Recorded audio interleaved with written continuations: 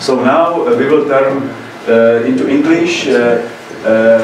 So far, we have heard from Professor Maestrik about the changing global context for private business in developing countries, about the rising China's involvement in Africa and other parts of the world. We have also heard from our colleagues about the concept of creating shared value, about the synergy between social value and business value. Ivan Lukáš has introduced the methodology for our business partnership program, which the Czech Development Agency will take over since January next year. I understand that you have already discussed this in detail with Ivan Lukáš during his study trip to Vienna. And the last presentation was from Mr. Hrdlička, who is a representative of one of the companies which have already benefited from the business partnership scheme of the Ministry of Foreign Affairs, and he shared his experience from this project in Ethiopia. So now I will give the floor to you. We are really eager also to learn from the Austrian experience. Please. Yeah, thank you very much for the invitation. Thank you for the possibility to come here today to Prague and present what we are doing in Austria, and maybe to say in the very beginning the issue of cooperation between private sector and development is still a relatively new issue for most involved parties, meaning the donors on the one hand, but the private sector on the other hand as well. I think it started something about 10 years, sometimes a little bit more ago, when the traditional donors learned that they have some core problems with doing commercial projects, meaning projects that have a business case. And normally the development cooperation has been used to partner with NGOs, to partner with governments and different other institutions, and they saw that it is helpful to partner as well with the private sector because they have certain experiences that are helpful for the development of partner countries. Because, and I think this is also one thing we learned out of the globalization, that the private sector is a main driver of globalization and also have a driver of economic growth. And in the cooperation between private sector and governments, one could use this driving force also to reduce poverty and to follow up to the developmental aims we as donors have from our ministries. All over Europe, in the meantime, I would say most governments have more or less a trial and error approach how to cope with the private sector, and I think this is also more or less the same in the private sector. Also, the private sector tries out to find interesting ways how they can cope with the different governments. So it's also the language is different. Some people speak about engage with the private sector, partner with the private sector, promote the private sector engagement or promote private sector for development, leverage the private sector. So there's different vocabulary, and I think you have a great opportunity in Czech Republic that you just started the project some years ago, because the language of Porter suits very much to that what we are doing. But 10 years ago, when we started our program, this nice language hasn't existed yet, so you can stick to this. There are some wonderful criteria, and even Lucas has already mentioned this, especially the criteria of additionality and neutrality. And of course, this is not a fixed thing. This is something that needs to be discussed between the private sector and development cooperation. Because neutrality, what is this? If you cooperate, if a government cooperates with the private sector, this is not neutral at all. This is in the end a certain kind of subsidy, and one should be clear with this. But what we try to seek is to keep the market distortion at the lowest level that is possible and feasible. But also the European Commission, when we ask them how do you mean this and what is the, yeah, it's important for us. But of course it's always it should be seen in every individual project how this criteria could be taken, but it could also be a knockout criterion. Also, this issue of additionality, it can be seen as a knockout criterion for every project, but because with a limited amount of funding, it's impossible to do a whole project. But at least we can do something additional, and this is important for us. Or impact evaluation, long discussions at academic level and on different levels, on donor level and at company level are ongoing, how impact can be measured. So this is also not a clear issue at all, but at least we want to have some information what is coming out of the projects we are doing, and we just want to engage with the private sector in thinking deeper about these issues as well. But we do not expect a clear-cut solution in this respect. This is not possible at the moment. But I think it is this cooperation between private sector and development is a very interesting one, just to involve, to engage in, to have discussions, and to find also for each country the way how it fits the best, because also the cooperation, this is very much related to the culture and especially the social tradition in a specific country, how the cooperation can look like in the end. I think you have seen lots of these bubbles in other presentations today, and I think this really suits very much to the business we are in. So we try to find the overlap between that what business is doing and development cooperation is doing, and we try to increase this overlapping area.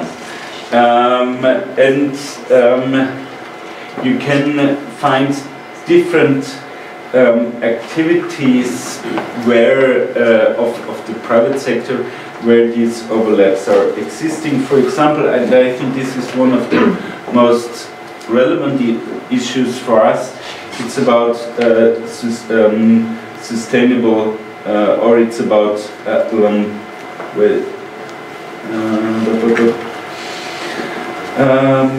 it's about it's about supply for companies for inputs. So because very often in today's presentation from Mr.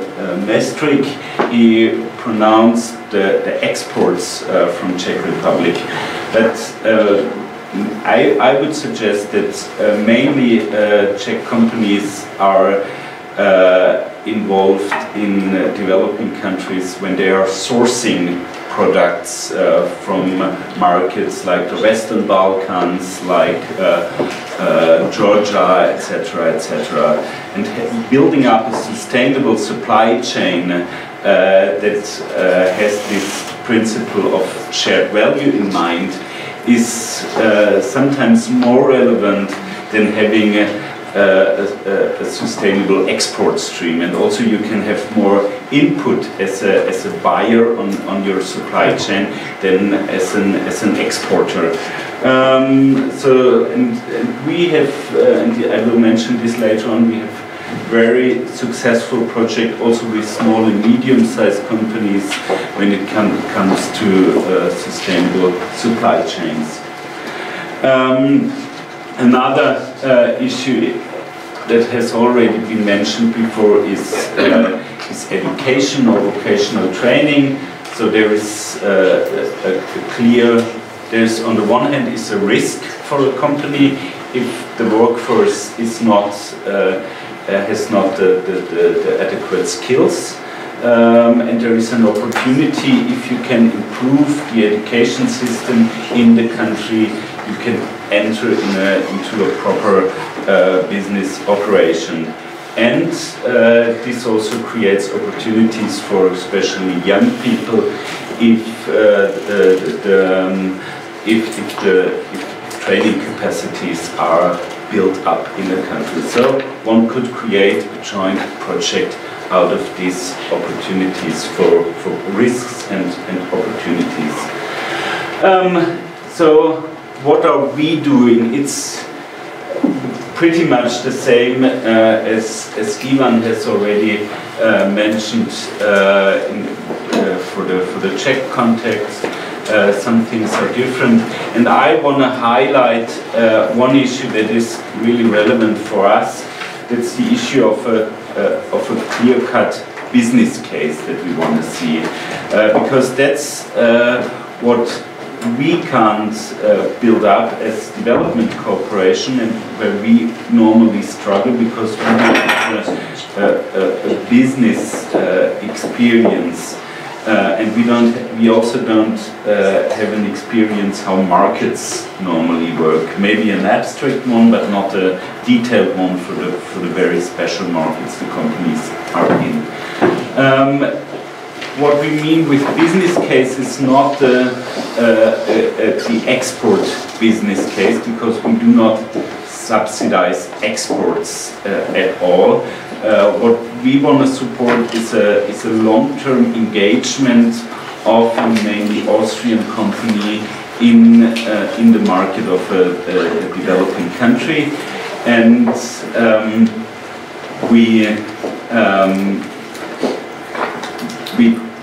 want to help the company to establish a long-term business case in this country, because with this long-term business case the company is able to create a sustainable impact in this partner country, and this sustainability should reach longer than the project funding is.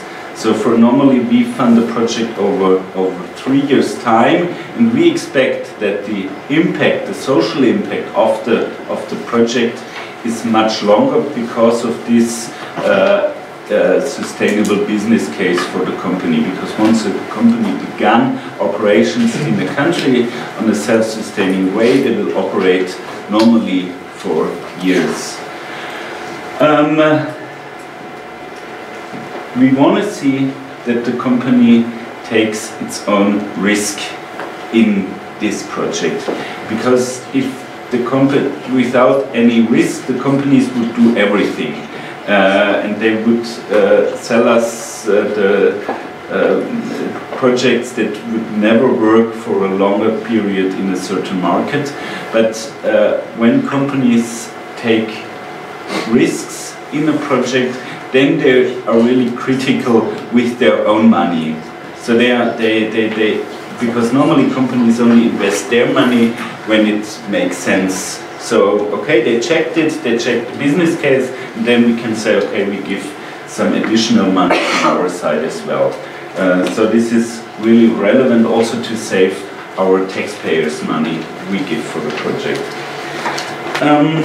For sure, it is relevant what I write here as well, to be compliant with the different laws and regulations. I think this is not something we should involve deeper in, because this is a clear issue for everybody. Also, anti-corruption, etc., etc. That's a clear issue. No long speeches about it. But still, it should be dealt with and not being under the carpet, because corruption is still a very tricky issue in most of most developing countries. And I'm sure that companies also need some help, some instruments, some tools, how to deal with it. So that's one slide, just to mention how we fund or how we support the companies. One issue is about the money. That's the funding up to 200,000. This is limited by the EU state aid law, because there is this de minimis ceiling. Maybe some of you have already heard about that governments can only spend up to 200 million euros during 3 years' time to a private company. In certain cases we can do more, so there is a possibility also to increase our funding up to 500,000, always on this 50-50 basis. And to test out a project, we support feasibility studies with a maximum of 20,000 euros. But this is, for our understanding, only the carrot we have. Because we see us also as a CSR consultant.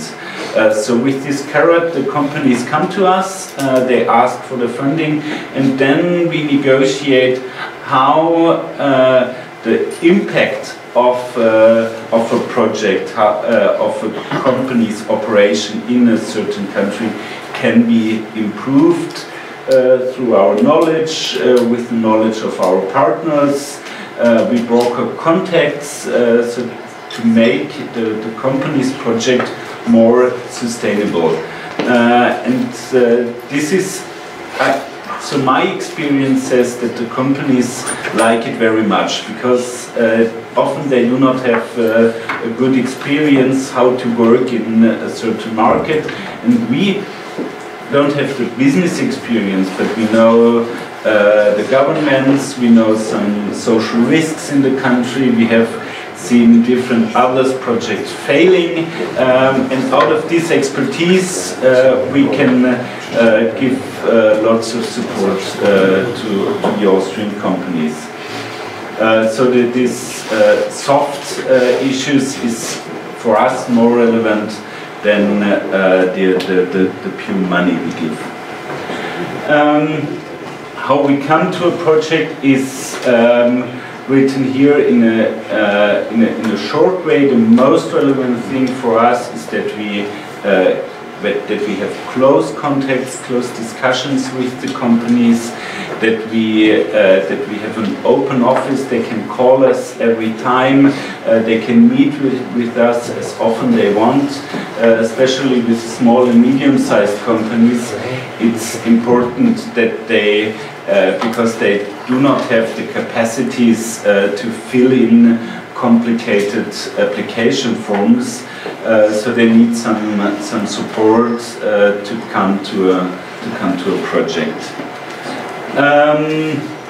At the moment, we have implemented or started nearly 140 projects and spent about 26 million euros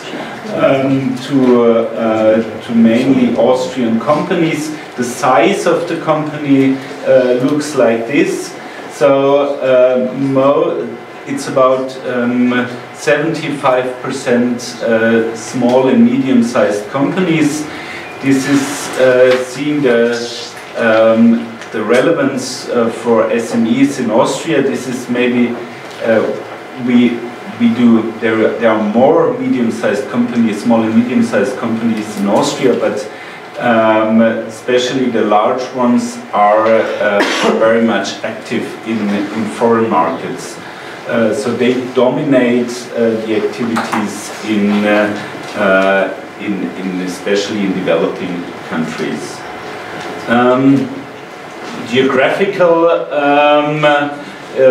Geographically, we are focused on Europe, especially the Western Balkans. These are the I don't want to say colonies, but there are historic ties for Austria in the Western Balkans, and this is also very helpful these days. And we have still two partner countries in the Western Balkans, one is Kosovo and Albania. We struggle a little bit with Africa. We would, especially our ministry would like to have more projects in Africa, but yeah, it's difficult for Austrian companies to establish a business in Africa. I don't need to tell you this story. Maybe it's the same experience here in Czech Republic. That's a logo wall of our partners. It's not they are not all of our partners. I'm sure some of the labels are familiar for you, like the OMV or the construction companies. So we are open for nearly all companies. The most relevant thing is that they want to change something, that they want to create an impact or want to generate these shared values. So the conceptual idea should be shared. This is a slide about ongoing, completed and aborted projects, and especially the aborted ones are interesting for me because I wonder why it is only 13%. Normally when companies take risks, more projects will fail. So the question is, are we really ready to take risks in developing countries? And from my perspective as a donor agency, we should take these risks, because without taking risks, especially in developing countries, we can't bring things forward. So, but our management always complains about the failing projects, but especially when cooperating with private sector, one should know that from the failing you can learn a lot, and very often also the companies learn from the failed projects and build up new things based on these failed projects. So failing is not a problem at all. I will not skip this, and I will mention the main topics again. It's about education. We have lots of projects about renewable energies and agriculture, with a special focus on agricultural supply chains. So it's about coffee, it's about tea that is imported to Austria, and the products are coming from different developing countries. naming Kosovo and Albania, but also Nepal. And here I have some best practices I can share with you. The first ones are taking part in the vocational training sector. This one is with a very big Austrian company, but maybe not known. But I'm sure you have had their products in your hand. So they produce the bottles, the Coca-Cola, and everything what is filled in plastic bottles is filled in Alpla bottles. So they produce close by the filling stations for Coca-Cola, Unilever, etc., etc. So they are widespread all over the world, and what they need is skilled people for their production.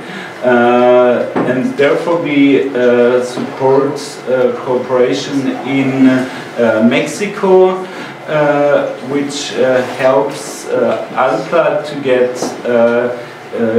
skilled workers, but also improves the situation in the whole market. The same here, it's about welding in Albania.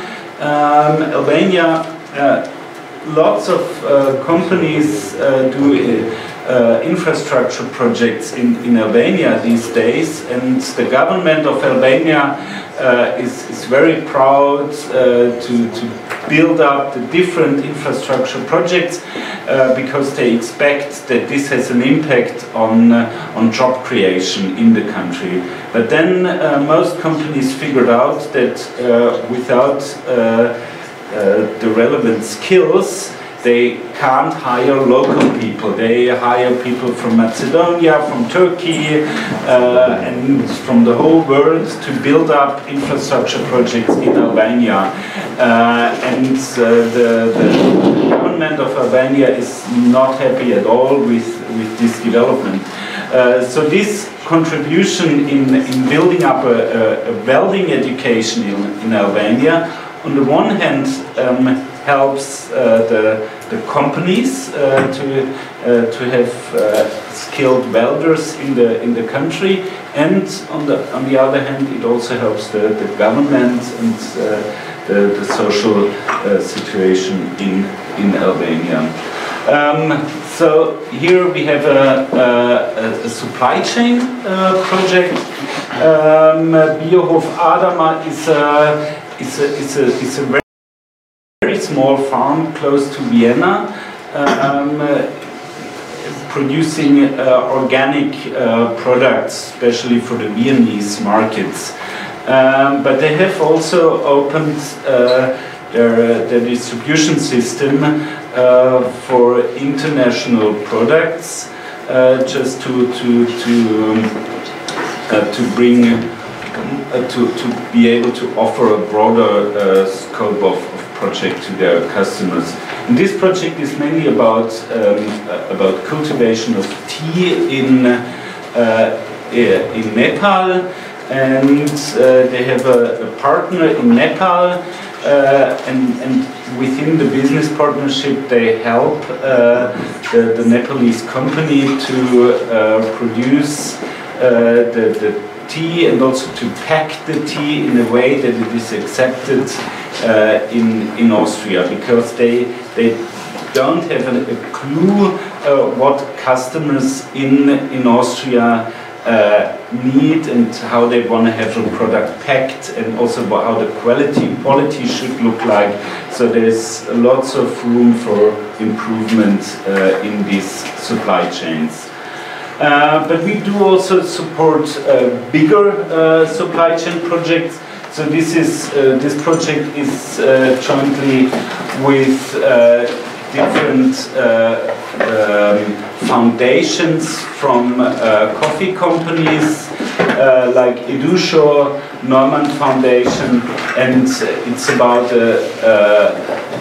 improvement of the coffee production in Tanzania. And now we also have, together with these partners, we go to Ethiopia, also to improve coffee production in Ethiopia. And with these huge projects, we are able to impact more farmers, 8,000 in this project and about 12,000 in the new project in Ethiopia. What is the amount of sources dedicated to that? The new project is about €1 million total. So it's 500 coming from the companies, 500,000 coming from our side. This is another project that is quite interesting because this is supporting exporters' interests. That has been mentioned very often in the past that Czech companies are very much interested in exporting, and we can offer also some support in this respect, especially when it comes to technologies that are supporting also our developmental targets. Here the project is about solar thermic heat, especially hotels, but also other infrastructures and houses need lots of warm water, but you can also do cooling out of these solar collectors you construct on roofs in countries.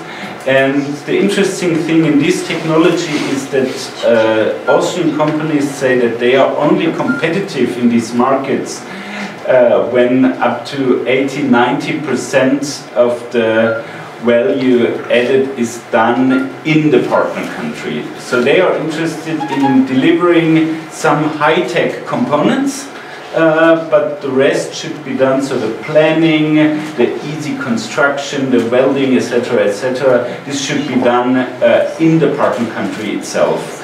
And we help the companies to set up the right structures, to educate companies that they are able to create this value added that is needed for Austrian companies to enter the market on a long-term perspective. So also exports are relevant for our program, but only if the companies are interested in entering the markets with a very long-term perspective.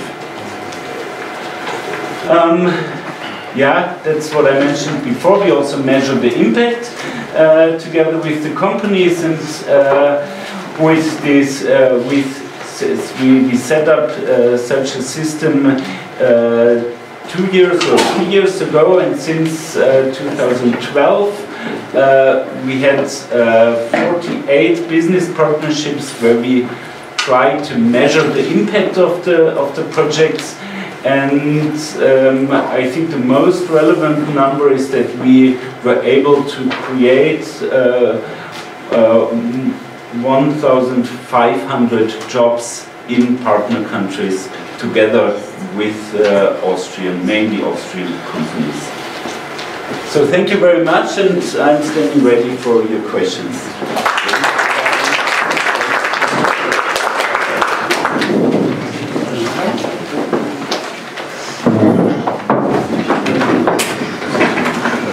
Thank you, Gunter. It's good to hear that other donor agencies are also struggling with the same challenges in involving the private sector in development. So we are not alone, and we can learn from your experience. And I think it's also important what you mentioned, that it's not only about money. Of course, the financial support is important, but also the kind of consultancy services you are providing to the companies, and that you are discussing each and every project proposal in detail with the company and negotiating the principles for engagement. I think this is something which we should also take as a best practice. And the risk-taking and 13% of projects that have failed is not a big number. It's astonishingly low, taking into account what kind of environment and countries we are dealing with. So this is also very important how to manage risk. So now I open the general discussion. Otevírám prostor pro obecnou diskuzi. Jestli máte otázky na některou z konkrétních panelistů, tak prosím směřujte otázky konkrétně na lidi. Pokud potřeba přeložit otázku z češtiny do angličtiny, tak vybrané obráty. Okay, Radon Vítek, company Nipur. I would like to ask Mr. Schall, I'm a little confused. I want to clear something from your slides. I saw some one point on one side of your slide is there's no subsidy to the export of goods and services. Your agency should be focused on the support of goods, technologies or services connected to them. No, not at all.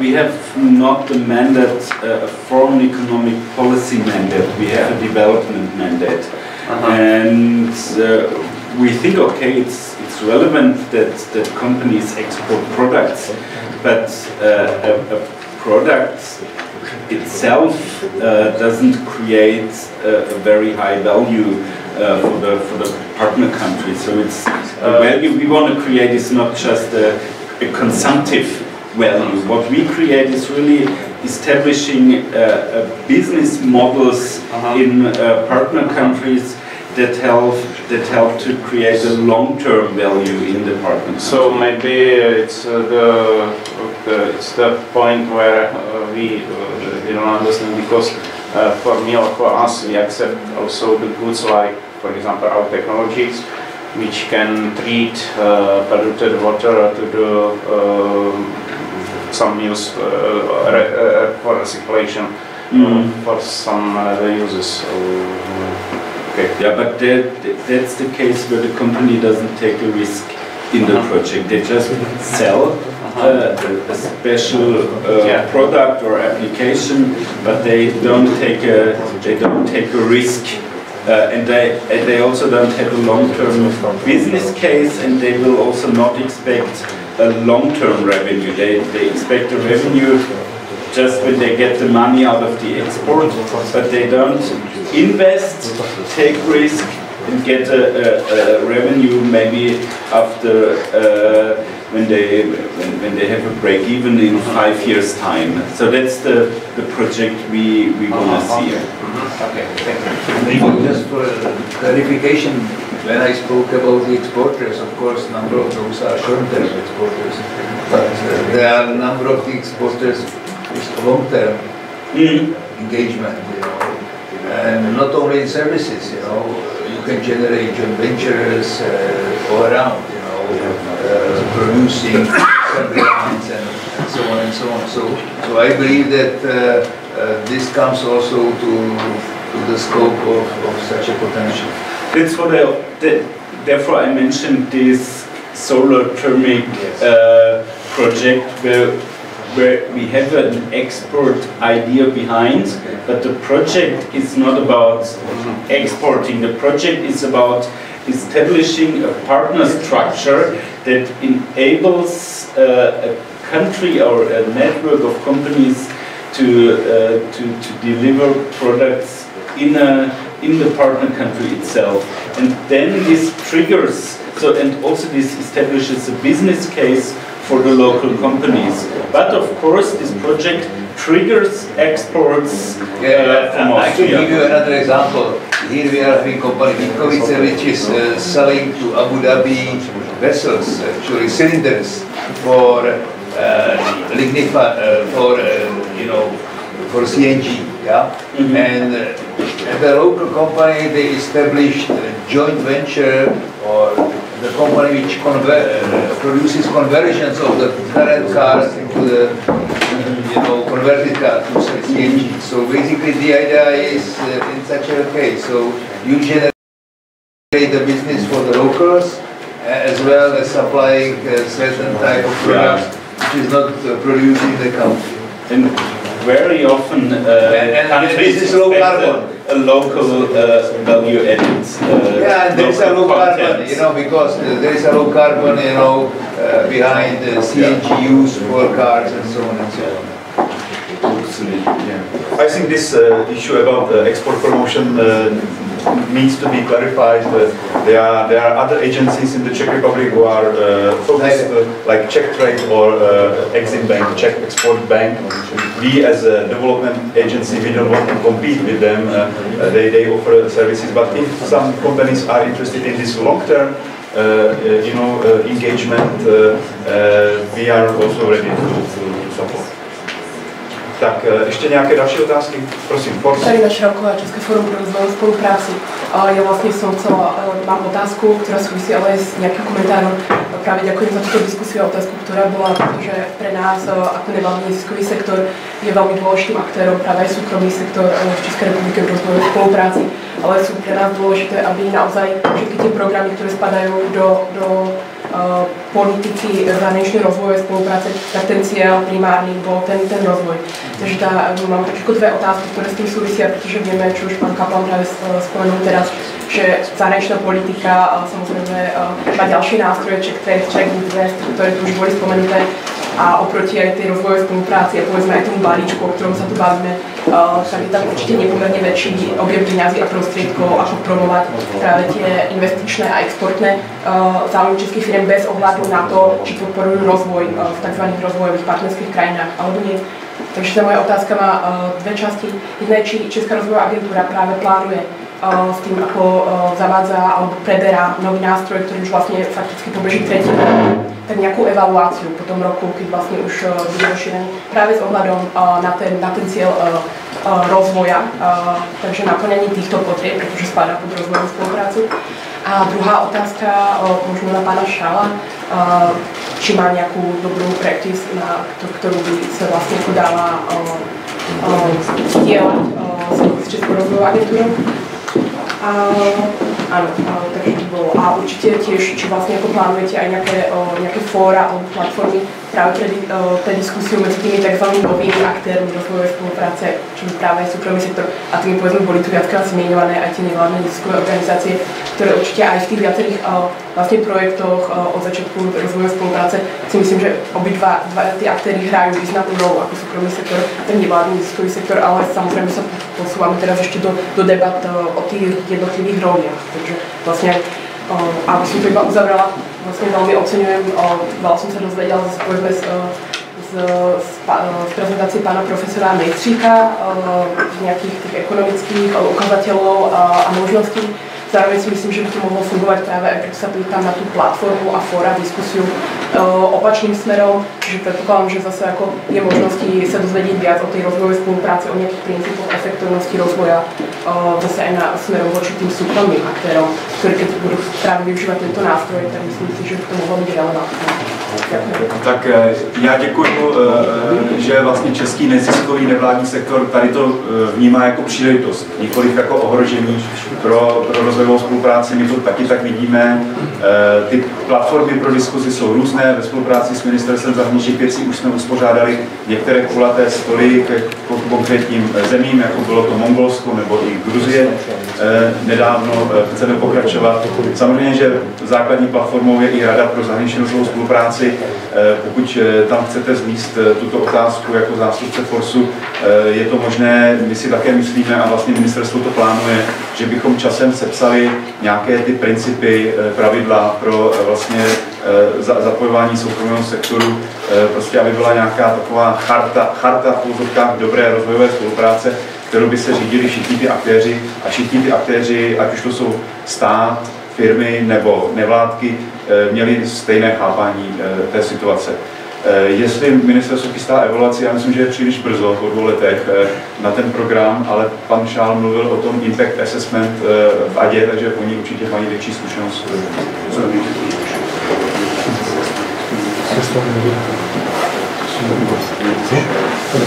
Yeah. Okay, maybe some from my experience. I think that this cooperation between development and private sector is very much under observation from different actors, and therefore I think these parts are more often evaluated. We also look deeper into our into the systems, how we generate outputs, outcomes, and impacts. So these log frames or result frameworks are much more detailed than in other projects when they have when they deal with the same amount of money. We have done an evaluation 5 years ago, and we are currently undergoing a next evaluation. And more or less the evaluation follows the same principles than other evaluations. So there are these DAC criteria which are used for evaluation of NRO or NGO cooperation, and for different instruments we have as development cooperation. So there's no, in the end, there's no difference what type of cooperation we have, but I think in the end we are much more under pressure than others. But I think this is also a benefit, because when you are under pressure you learn quicker and you improve better. Budeme tu pomaličku končit. Ještě jednou, teda Vítek, společnost jsem Limbur. Já bych se chtěl zeptat pana Lukáše, zdali příslušné formuláře žádostí, jestli jsou už nyní kompletně připravené. Zatím ještě ne, zatím jsme posílali jenom tu metodiku toho textu a z formuláře pak budou zveřejněny spolu vyhlášení.